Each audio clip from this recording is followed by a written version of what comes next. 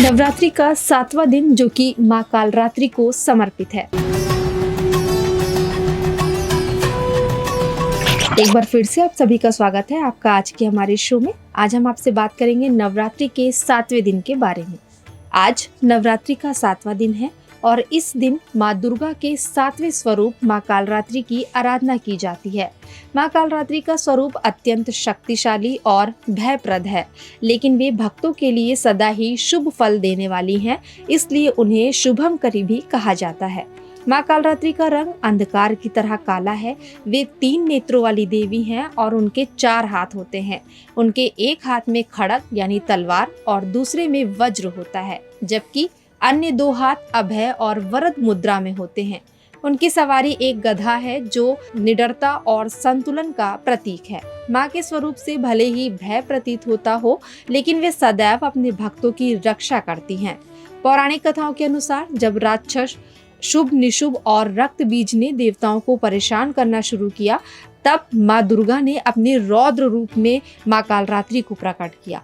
माँ कालरात्रि ने अपने प्रचंड स्वरूप से रक्त बीज और अन्य असुरों का संहार किया। उनके भयावह रूप को देखकर ही शत्रु भयभीत हो जाते हैं।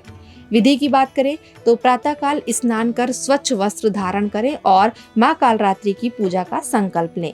माँ कालरात्रि की मूर्ति या चित्र को पूजा स्थल पर स्थापित करें। साथ ही माँ को सुगंधित धूप और दीप अर्पित करें। पुष्प की बात करें तो माँ को लाल रंग के पुष्प विशेष रूप से गुड़हल या चमेली चढ़ाएं और भोग में माँ को गुड़, मीठे पुए और दूध से बनी मिठाइयों का भोग लगाएं। साथ ही पूजा में मंत्र को भी शामिल करें। वो मंत्र है ओम देवी कालरात्राय नमः। मंत्र का 108 बार जाप करें। साथ ही माँ की आरती गाकर भक्ति भाव से पूजा को पूर्ण करें।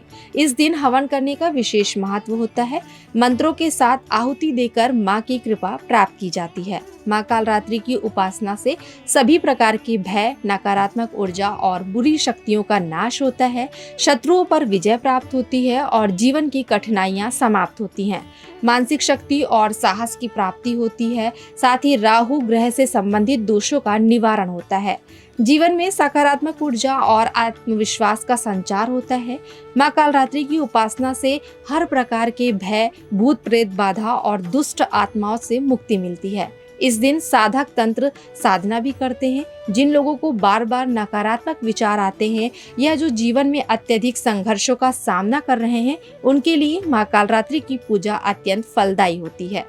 माँ कालरात्रि का स्वरूप यह संदेश देता है कि जीवन में कितना भी अंधकार क्यों ना हो, अंततः सत्य, धर्म और भक्ति की विजय होती है। उनकी पूजा से हमें यह प्रेरणा मिलती है कि हमें अपने अंदर के डर को दूर कर साहस और आत्मविश्वास के साथ अपने लक्ष्य की ओर बढ़ते रहना चाहिए। तो दोस्तों, आज हमने आपसे बात करी नवरात्रि के 7वें दिन जो कि माँ कालरात्रि को समर्पित है। कैसा लगा आपको आज का शो? अगर पसंद आया तो हमें कमेंट सेक्शन में कमेंट करके ज़रूर बताइएगा। और अपने नेक्स्ट वीडियो में हम नवरात्रि के अगले दिन यानी कि नवरात्रि का 8वां दिन कौन सी देवी को समर्पित है, इसके बारे में आपसे चर्चा करेंगे। तो ज़रूर देखिएगा हमारी नेक्स्ट वीडियो। आज के लिए फ़िलहाल इतना ही। मैं आपसे आज्ञा चाहती हूँ। धन्यवाद।